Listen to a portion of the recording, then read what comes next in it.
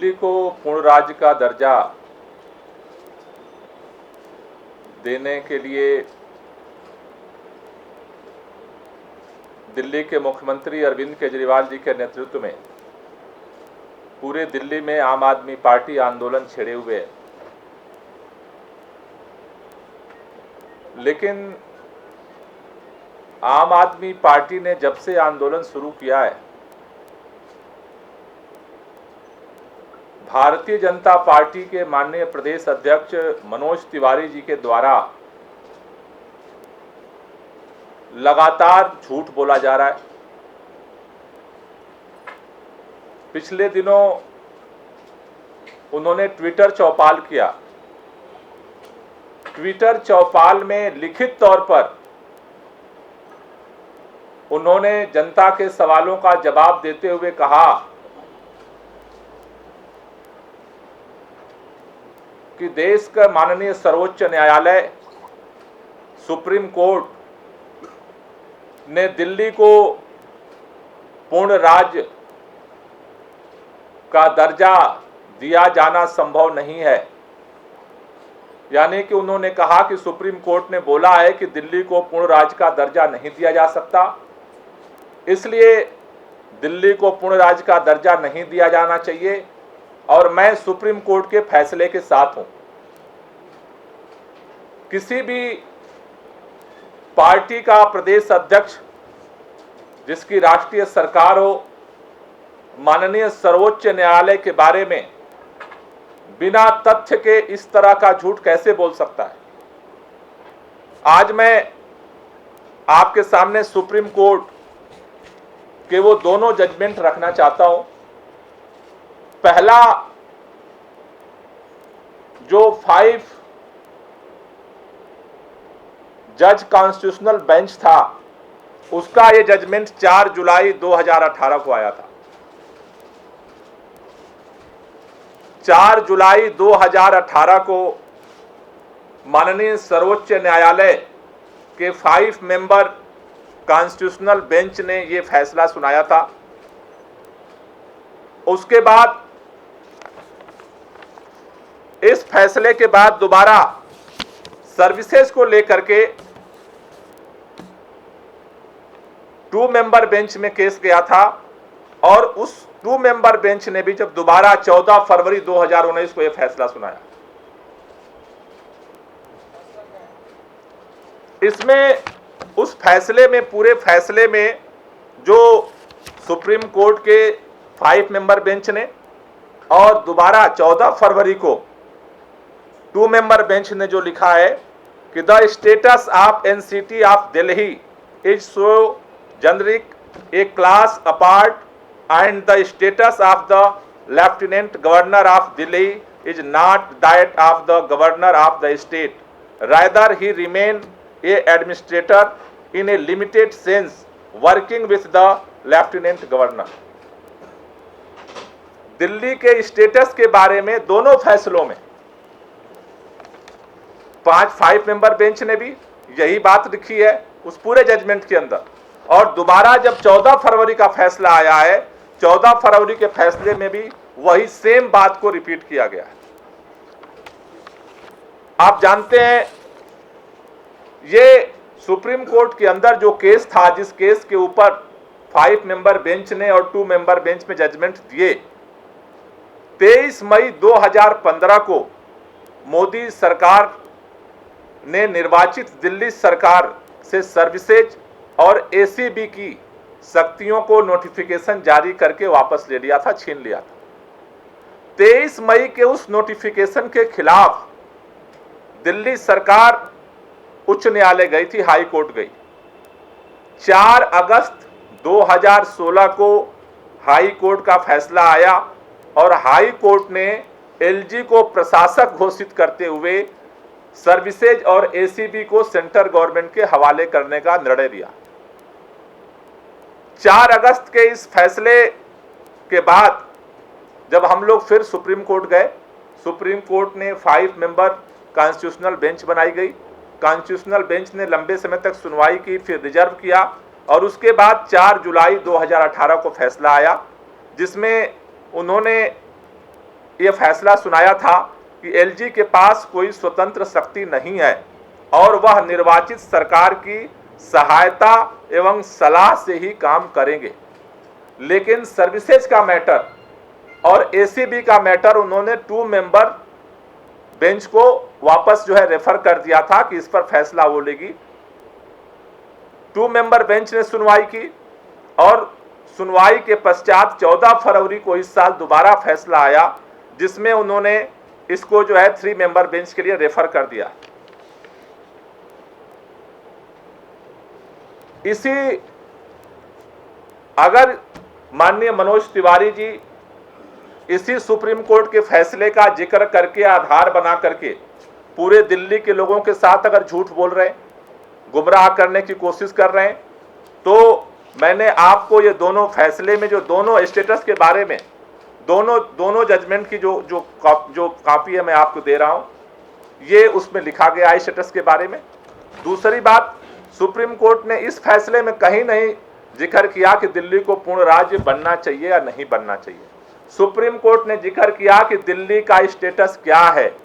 दिल्ली के LG administrator हैं जो हाई कोर्ट ने बोला था, लेकिन लिमिटेड सेंस में है, और दिल्ली के एलजी को एड एंड एडवाइस से ही कैबिनेट के काम करना पड़ेगा। यही फैसला सुनाया। सुप्रीम कोर्ट ने यह टिप्पणी की थी कि दिल्ली पूरे राज्य नहीं है, यह एक केंद्र शासित प्रदेश है, लेकिन यहाँ पर इलेक्शन भी होते हैं। यहाँ दिल्ली का एक स्पेशल स्टेटस है जहाँ चुनाव भी होता है और एलजी भी बैठा हुआ है। इसके अलावा मैं हो सकता है कि कोई और फैसला हो जिसको पढ़ करके दिल्ली के लोगों के साथ वो झूठ बोल रहे हैं। मैं आम आदमी पार्टी की तरफ से भारतीय जनता पार्टी के सामने, मनोज तिवारी जी के सामने 5 सवाल रखना चाहता हूं, और मैं चाहता हूं कि वो दिल्ली के लोगों को सार्वजनिक तौर पर बताएं, क्योंकि उन्होंने बार बार सुप्रीम कोर्ट का हवाला दे करके इस झूठ को दिल्ली के लोगों को फैलाने की कोशिश की है, गुमराह करने की कोशिश की है। मैं पहली बात पूछना उनसे चाहता हूं कि किस केस को पूर्ण राज्य के मामले में सुप्रीम कोर्ट में कोई केस दायर हुआ था, वो कौन सा केस है?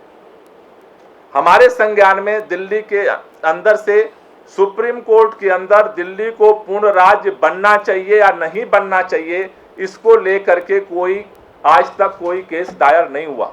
और अगर हुआ है जिस पर, तो वो केस कौन सा है वो बता दें, एक बार हमें क्लियर कर दें। और दूसरा, उस केस को करने वाला कौन है? क्योंकि ये जो केस चल रहा है सुप्रीम कोर्ट के अंदर, वो तो दिल्ली सरकार ने किया है। जिस पूर्ण राज्य के जजमेंट की वो बार बार बात कर रहे हैं, दुहाई दे रहे हैं, वो फैसला उस जजमेंट के लिए दायर करने वाला याचिकाकर्ता कौन है, उसका नाम वो सार्वजनिक करें। तीसरी बात कि मैं स्पष्ट करना चाहता हूं कि दिल्ली को पूर्ण राज्य का दर्जा अदालत से नहीं मिलने वाला है।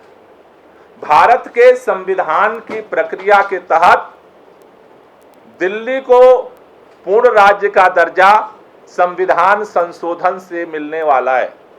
संविधान संशोधन पार्लियामेंट के अंदर होना है, और उसी कानूनी और उसी संवैधानिक प्रक्रिया के तहत माननीय अटल बिहारी वाजपेयी जी के सरकार के दौरान, जब उप प्रधानमंत्री लाल कृष्ण आडवाणी जी गृह मंत्री भी थे, उन्होंने सदन के अंदर ये संशोधन विधेयक लाया था, जिसमें ये प्रस्ताव था कि जो पूरा नई दिल्ली का इलाका है उसको सेंट्रल गवर्नमेंट के अधीन रखा जाए और बाकी दिल्ली को राज्य सरकार को अधिकार दे दिया जाए, जिससे कि जो दिल्ली में अनजस्टिस है, सेंटर का भी अधिकार सुरक्षित रहे और राज्य की जनता का भी मान सम्मान और अधिकार सुरक्षित रहे।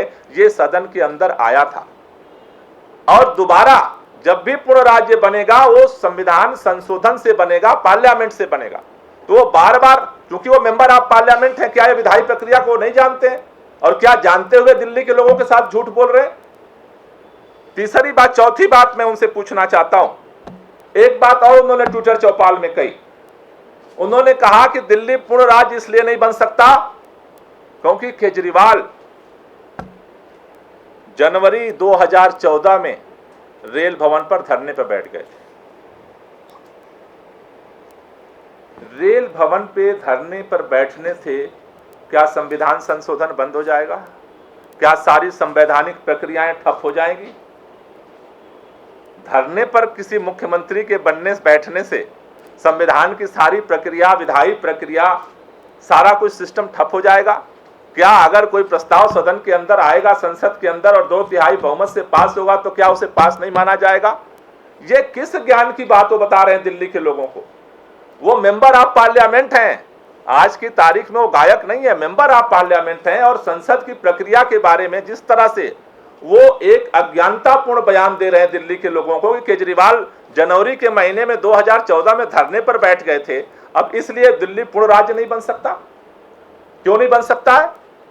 दूसरी बात मैं उनसे पूछना चाहता हूं और भारतीय जनता पार्टी से पूछना चाहता हूं कि जनवरी के महीने में अरविंद केजरीवाल रेल भवन पर जब पहली बार मुख्यमंत्री बने थे, धरने पर बैठे थे, और अगर उस धरने पर बैठने से पूर्ण राज्य नहीं बन सकता, उसके बाद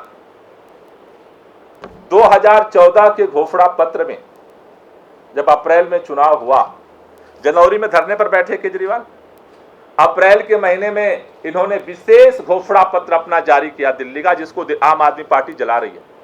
जनवरी में धरना हुआ, अप्रैल के महीने में आप स्पेशल घोषणा पत्र जारी कर रहे हो और उसमें वादा कर रहे हो कि दिल्ली को हमारी सरकार बनवा दो, हमें जिता दो, हम दिल्ली को पूर्ण राज्य दे देंगे। मनोज तिवारी उसी वादे के आधार पर जीत कर आए।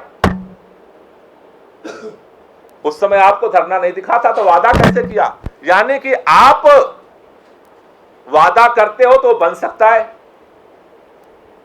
दूसरा कोई बनाना चाहे तो नहीं बन सकता।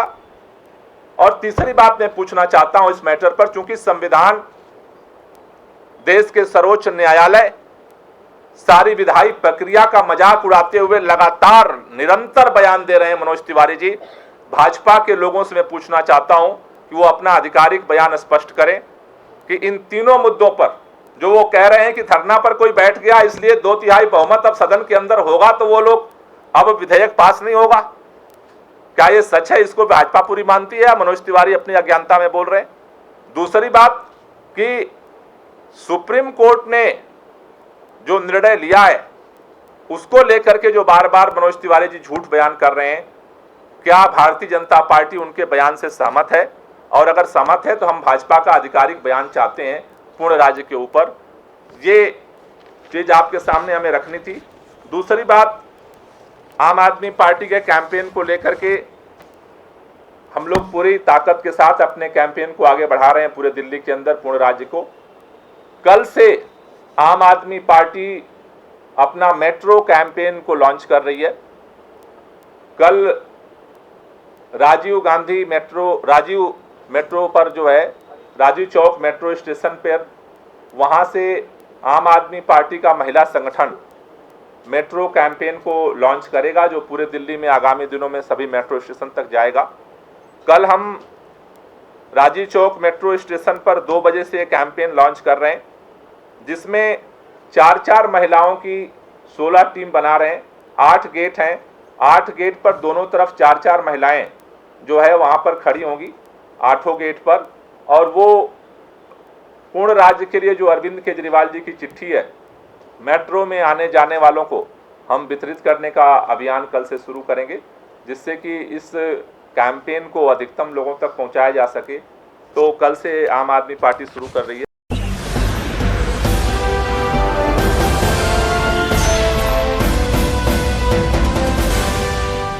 सब्सक्राइब करें।